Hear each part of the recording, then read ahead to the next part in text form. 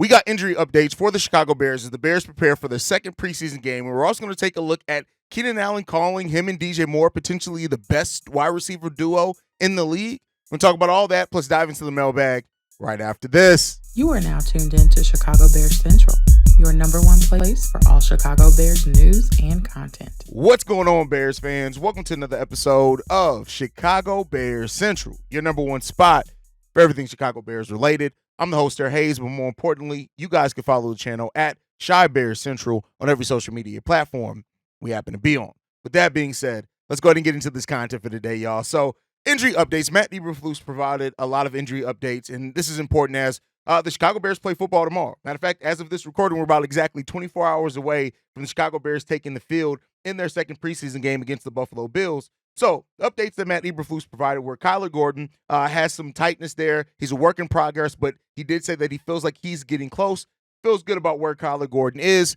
We already know the importance of Kyler Gordon being that nickel cornerback and how he played in that slot last year, really getting to a spot where it really maximized his skill set, Spider-Man, right, when it came down to it. Patrick Scales, long snapper, soft tissue issue there. Matt Eberflus also saying that he's on track as well. And then we get into Nate Day-to-Day Davis. That he does have a soft tissue injury as well that we just found out about, that he is listed right now as week to week. And so this goes back to a thing that a lot of Chicago Bears fans have as far as problems that fans have right now with Nate Davis. We just don't know what the hell is going on with Nate Davis, right? Matt Eberflus, even a couple of days ago, basically having a quote in regard to, potentially you losing your starting spot. And that kind of being not directed just at the guard per Matt Eberflus, but it was directed at the guard. But this also just puts the Bears' offensive line in a weird position. Not a bad position, but a position that they didn't want to be in. Like, because now you potentially move Ryan Bates to that right guard position so he can start. And then you're getting Coleman Shelton in there as the starting center with no decent backup behind him, right? So, and while we have some flexibility on that offensive line, we have a lot of flexibility there because almost everybody on that O-line can play multiple positions. It's just a position that you didn't want to be in because you added these depth pieces for a while, and it just continues the thing that Nate Davis has this guaranteed contract. And while I'm going to maintain, hold off until having an absolute judgment on regards to Nate Davis until the regular season starts, like, what are we doing? We have not been able to have continuity on that offensive line. We've had injuries to Darnell Wright, Tevin Jenkins, of course. Everybody's had their own, bouts of injury and things like that. Like, this team just this is not the story that we wanted right now out of training camp. It's once again a dinged up offensive line that we just don't know what to expect from once the regular season starts. And so, that's something to really look at.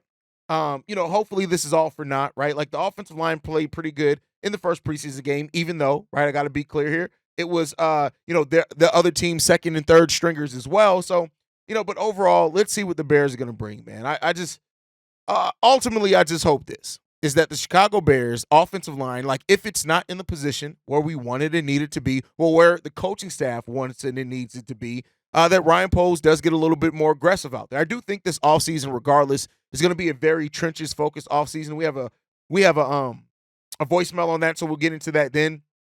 But overall, I think that this is a position right now where, the Bears aren't in a favorable position with their offensive line. There's a lot of doubt around that O-line heading into as we get closer to the season. Now, there's still more than enough runway to get this underway so that the Bears can maybe correct this thing during the season. But this is a evaluation year for a lot of this offensive line. The center position, this is an evaluation, even though those guys just got here to see, all right, do we need to spend that money on a long-term center? What do we need to do with Tevin Jenkins? How much of this offensive line is going to be here or are we going to replace next year, right? Like, you have Darnell Wright, you have Tevin Jenkins. We don't know if Tevin's going to be back next season. All signs are kind of pointing to that's a little bit more doubtful, in my opinion, right now than a surefire thing. We'll see what happens there, but it just all leads to this situation where it's not good right now. It's not good, and hopefully this O-line gets their shit together, and that once the game starts and we get closer to it, it's just going to be something where we're not too worried about it. So we'll see what happens there, man. We will see what happens to it, and ultimately, yeah, let's hope that the O-line is going to be better than expected. With that said as well, moving on from the injury updates, Keenan Allen was on the Ups and Adams podcast with Kay Adams, and he was asked about him and DJ Moore, and he said this, best duo in the league, probably. Is that getting talked about out here? Then he said, oh, we're not talking about that, huh? We don't have to talk about it. We'll see. Like, that is exactly what I want my wide receiver core to be feeling right now, right? To have that confidence that, hey, listen, y'all can sleep on us all you want. You can talk about all you want, but listen, we have the possibility to be the best wide receiver duo out there. And then don't even get talking about that third guy that we got there as well as Rome Odunze, which brings me to the question to ask, like, how do you expect, or not expect, expectations are is what it is, but where do you feel this Chicago Bears wide receiver duo could stack up in the NFL next season overall as one of the better duos statistically, right? If they bring nearly what they did last season, they could very well be that. Now, if you add in Romo Dunze, like they could be one of the best wide receiver trios in the game of football right now. And that's why when you hear things like Keenan Allen is actually more now open to signing a long-term contract with the Bears, keep in mind, most of the things that we heard from Keenan Allen about a potential contract was before he actually got into training camp or any mini camp with the team. It's before he really got to know most of his teammates, any of his coaches. And I would not be surprised if something was triggered here, right? And I mean that positively. And him being here, going through this process with the Chicago Bears, and even with Caleb Williams, and just feels like, hey, this is something different here. And, that would be something that we haven't always seen or felt with the Chicago Bears. But, the new offensive staff, having Shane Waldron there, having Caleb Williams, DJ Moore, Romo Dunze, Keenan Allen, a player that is going into the twilight of his NFL career, could very well look at this and say, hey, this may be where I need to finish my career at because I do have the potential of us being one of the better trios in the NFL. And God forbid if Colin Johnson or Tyler Scott be what we think they could be as well. Like you could have one of the better receiving cores. Add to the tight ends to that, right? Maybe, just maybe, there is a case to be made there. And maybe Keenan Allen is, I've seen that's the thing that like in me working through my thoughts here, would he be willing to take less? Because everything with the Chicago Bears is that they're setting up is that it has to align with when Caleb Williams is going to get his contract extension. So if Keenan Allen is willing to sign a 2-year, 3-year deal with the Chicago Bears at the end of this season, it is what it is, right? We heard that him and his people have reached out to the Bears about an extension. They haven't heard anything back yet, and that's because Ryan Poles has basically already said they won't be talking extension with Keenan Allen prior to the season starting. So, that when it comes down to it is that I do think if this Bears team has a level of success, right, and whatever that level it is, right, and a level of performance, if this thing works out the way that it looks like it could on paper, which we'll find out a lot more going forward. If it does, though, maybe that does open up a route for Keenan Allen being willing to maybe take a little bit less if it means staying here in a team that he truly feels like can compete while also keeping him at his best because he's not just the wide receiver one. And he may even be the wide receiver 3 when it's all said and done. But either way, regardless of how you look at it, by the tier list, you have 3 guys at that wide receiver with a young quarterback that many people have labeled generational. And maybe, just maybe, it ends up working out to that. But to get back onto the combination of DJ Moore and Keenan Allen, I do hope that they're one of the better duos. Regardless of what that means for the future of Keenan Allen or anything like that, if these guys can turn into one of the better duos in the NFL, that eases up the game for Caleb Williams, that makes it easier on everybody else in the offense, that also makes players like Rome Odunze and Tyler Scott put them in a position to take better advantage of mismatches and things like that, and it eases up the game for Cole Kmet and Gerald Everett. Listen, we know what the potential of this offense is to be as far as a fire-powered one, but we'll see what it is. We'll see how high cylinder this offense is, and let's hope that it ends up turning out into a way where we're talking about the Bears' offense matching the defensive intensity. And we'll see there. But listen, you got to have the O-line to get that together, right? You got to have the O-line to get that together, and that's something that we still have some questions about if that's going to end up being the case here. So we'll see what happens down with that. But with that said, let's go ahead and move on into the mailbag for today. And we're going to get into this first voicemail. This one is from Darius. What's going on, y'all? Darius from Dallas. Here we go again with this bullshit. Now, Haize. Now, you saw me try to be positive about Tevin Jenkins this offseason, didn't you? Didn't you see me try to put him in a positive light? And then now here we go with the same old bullshit again. This boy's so fucking fragile, man. It's got to be something that he's doing, man. What's he doing in the offseason? To where we 3-4 days in the training camp, he already hurt. Nate Davis, your big ass need to be in there too. Like, I don't understand, dude. I tried, Haize. I tried being positive, man, with these offensive linemen. I told you I did. You want to be a little bit higher on them than I do, but I tried, man. So fuck it. Bryson Jones, your ass better be a top 10 worthy this year, or I'm ready to get rid of you. Tevin, you better not miss more than 1 or 2 games. If he misses more than 2 games, Get his ass out of there next year. We ain't paying you no fucking $10-15 million a year for you to miss 40% of your games. Get your motherfucking ass out of there. Now we got to put Coleman Shelton at center and slide Ryan Bates over and pray to God that Davis ends up doing what he's supposed to do at right guard. And we in some real trouble here, fellas, because man, these old fragile ass men we got on the line, I don't understand it, dude. Is it something that Chris Morgan got them doing, or is it the off season workouts? Is it their diet? What the fuck is going on, man? But I'm telling you right now, hey, I ain't accepting nothing. No, listen, no, I'm not being easy on fucking Tevin Jenkins. No, fuck this shit. Now I'm tired of it. Now I always value your opinion on it, and I try to rock with you, man. I try not to be too hard on Braxton, even though I wanted to. I try not to be too hard on Tevin, even though I wanted to. No, fuck that. I'm tired of these motherfuckers. I'm tired of every off season seeing something about how he can't practice. I'm tired of hearing about Tevin Jenkins' potential, man. I'm tired of hearing about Braxton Jones' potential, man. Don't fuck around and get our first round pick hurt, going out there, man, getting sacked and shit.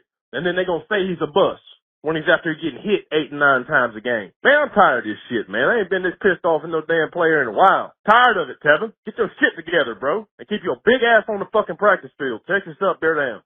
Listen, your positivity on the O-line wearing thin, I don't think anybody who's been paying attention to what this Bears team has been doing all this summer would really dispute that. It's so much going on with the injuries. You mentioned Tevin, Danae Davis, to everyone. And again, this isn't to fearmonger or anything like that, because they still got more than enough time to turn it around, but the signs are there for it to be a concern. And, hopefully this all pays off to where it's not a concern. Maybe we're looking back at this midway through the year and saying, hey, could you believe that none of these guys could stay on the field during training camp, and they're being a dog this season, right? Let's hope that that's the case. I don't want the offensive line to be the thing that really holds back this offense. And that's what I keep going back to. But the signs of concern are there. And while I still am waiting and seeing until we get on the football field, but we're gonna get a taste of our starters against Buffalo on Saturday. I think that's a big step in the right direction for all of this as well. And we'll see what it's gonna be. But listen, whether it's Kieran Almagaje, whether it's Ryan Bates, whether it's Coleman Shelton, whether it's Larry Borms, or whoever it ends up being, somebody's going to have to step up for this offensive line. If we keep having the injuries that we are, who's it going to be? Hopefully Braxton as well. Like you mentioned, Braxton Jones. I hope that Braxton really takes off this season. I really hope that he does. He doesn't need to be a top 10 or anything like that, but I hope that a lot of the things that are kind of sore spots in his game that he fixes as well. Because listen, we got some talent on this O-line. Right? Like I said, even for the people that do believe in the talent or doubt the talent, whatever that is, we got some talent. But it's that, if you can't stay healthy, the talent that you have there does not matter. You got to stay healthy. Let's hope that the Bears can do that. All right, let's get into the next one. This one's from Fred. What up, hey? This your boy Fred, man. What it do? Hey, I see we having some O-line issues, man. I don't know, man. 'Cause we got all these weapons, bro, and that line is suspect, man. I've been saying it since the offseason that our O-line is suspect, man. They got to get that shit together, because you can't draft a quarterback if you don't have no protection on, especially for a rookie quarterback. You got it, Ryan Poe. This is I knock on him for. He need to go harder on getting better offensive linemen than what he do. You can't keep picking guys in those fifth round, fourth round. Sometimes it's a hit and miss with those guys on the O-line, man. Sometimes. You may get a good O-lineman that's a fourth rounder, third rounder, second rounder. They may be, a Pro Bowl type caliber. Not saying down there right is suspect, but that whole line, I just got a question mark on. That's what bothers me. And on top of that, I ain't like how the top 100 disrespected DJ Moore and Jalen Johnson. How y'all gonna disrespect both of them when they both had the Pro Bowl numbers? The disrespect towards the Bears is definitely real. And I hope the fucking line have their shit together before the season starts so they can go start smacking motherfuckers in the mouth, man. Because that disrespect shit ain't cool, man. Ain't cool at all. Man. I can't rock with that, man. I'm tired of the main media who now all of a sudden want to jump on our bandwagon, saying this and that about us. I'm just at the point, man, I'm just tired of all these hating ass motherfuckers, man. And to them players that made that list, big middle finger to them, though. Just on some disrespectful shit. But when DJ and Jalen and the rest of the Bears show up, I don't want to hear them trying to be on their goddamn nuts. Because it was just disrespectful. How could you lead them off the fucking list? Then on top of that, they put Tariq Hill number one. Like, Tariq Hill's all right, but he him overrated to me, though. He has not really been a championship caliber player since he left Kansas City, won his first Super Bowl. Because the Dolphins ain't really did shit since he's been there. I mean, yeah, they went to the playoffs, but, man, I'm like, that shit's just sad, though, man. But let me know what you think about that list, man, because that list is fucking ridiculous. And you only put one Bear player on there. You ain't just gonna add DJ and fucking Jalen. That was some straight bullshit. But it's all good. They gonna be on that list next season. Chicago up, bear down or nothing. Man, listen, protection for Caleb Williams is a huge thing. Like I get it that Caleb actually can make the job easier on the offensive line if he's making faster decisions. They don't have to hold their blocks long enough because Caleb Williams is just doing it. And on top of that, the wide receivers are killing it as well, right? But you want to still protect your quarterback. You do not want to put your quarterback in the same situation that freaking Justin Fields is in. You don't want to do that if you can avoid it. So if you can avoid that, that's great. That's what you want to get to. So, the one knock on Ryan Poles as far as on his team building, I agree with you, that is the weakness right now, the uncertainty around the O-line. But I do think that I know we got to get through the year, but I do think however this year shakes out, the focus next season basically has to be the O-line in the offseason. Let's see, but I agree with you. If you're going to critique Ryan Poles on anything outside, of course, the Chase Claypool trades and things like that, but if you're going to judge it on something, yeah, that O-line still being where it is right now, the question marks around it, that is a big one. As far as DJ Moore and Jalen Johnson being left off the top 100, I've told you guys before, I'm a petty person. I love it when you give players a reason for motivation, give them bulletin board material, because I guarantee you, Jalen Johnson's definitely gonna take that to show you. DJ Moore seems like a level-headed guy where he's going to let his game speak for himself regardless, but do not be surprised if you hear Jalen Johnson bring up the top 100 a lot, especially when he's starting playing against some of those wide receivers that's on the top 100. You're going to see Jalen Johnson mention that a lot. And so, yeah, it sucks because I do think both these guys have talent to be on that top 100 list. But let's see what they show us this season. Great voicemail, Fred. Let's get into this next one. This one's from Thaddeus. Hey, what's up, man? What's up, Haize? What's up, fellas? My name is Thaddeus, and I'm calling from West Chatham on the south side of Chicago. So pretty much, man, I don't want to talk about the offensive line, man, because of Nate Davis, because I think they're going to be straight. Yeah, it's kind of concerning about him not showing up, but I got a feeling they're going to be all right. And I've heard that Poles is restructured DJ Moore contract, so they should have at least $11 more million added to what they already have. So if that's the case, that's cool. But my main concern is, man, I've been listening to you guys for about a year now, right? I mean, every day faithfully, man. This is just my second time calling. Again, my name is Thaddeus. But my thing is, I listen to other podcasts and y'all by far are the best. But I want to know why some of the other boys get sponsors every time they talk, but y'all don't get the sponsors. And I think y'all are the best, and y'all are the best, man. I'm telling you, but I don't understand why y'all not getting it. I don't want to say the race card, man, but man, it's just ironic that y'all not getting the sponsors. Like, they always talking about sponsors during their messages, but y'all should be the one that get the sponsors, man. But I don't know, man. What's your thought, man? Anyway, man, I just want y'all to be blessed and get your money, man. Stay safe, be well, man. This is Thaddeus from the south side, West Chatham, representing, and I'm out. All right, peace. Listen, I hope that you're right with the O-line being all right. If you end up being right on that, I'll give you all your credit. I really hope that the O-line ends up being okay. And I'm holding out some hope to that. I'm not going to be all doom and gloom right now, but let's hope that the O-line is okay, because if they are, cool. We'll be good there. Let's hope that they are. Now, as far as the restructuring of DJ Moore's contract, this just goes to show, again, Ryan Poles is just damn near a genius, man. Changing most of DJ Moore's contract this season, or I think it was they converted all of it to be a signing bonus that freed you up $10 million more in cap space to go out there if you do need to trade for somebody on the O-line, or if you do want to trade for an edge or whatever else it ends up being. Man, that is a masterful move by Ryan Poles, and you have to give him his credit for it. That was one of the best things that I think, as far as like within season, that Ryan Poles has done, because the Bears were right up against that salary cap, not having as much flexibility. That's why I've talked so much about the Bears adding some space by waiving Larry Borom. Now you have $20 million. You're right back up there towards the top. If a disgruntled star, somebody comes available, listen, you have the space to trade for that. Let's see if the Bears take care of it. Now, as far as why we don't have sponsors, we've had Aura, we've had Jersey at one point in time, So we've had some sponsorships, but as far as why we don't have the consistent sponsorship, I think it just comes down to we're not PC, and we have no plans on being PC. We're going to cuss. We're going to go off. We're going to call people who act stupid in the comment section goddamn idiots, right? We're not going to limit ourselves, and that's one thing that I think me, C-Dub, and Bobby, even Kev, Steve-O, we all agree with. We want to have some decorum, but at the same time, you're not going to come left at us, right? And so that's who we are. That's what we're going to be, and we got to stay true to ourselves. I could not do this show daily if I wasn't able to stay 100% true to who Haize is. And whether that comes with sponsorships or not, it is what it is. But listen, we already know we're the best in the game. Between this and Chicago Bulls Central, people can't deny the impact that we've had on this culture around the Chicago Bears and the Chicago Bulls. And, it is what it is. We'll keep it pushing. But thank you for that voicemail. Thank you for the kind words.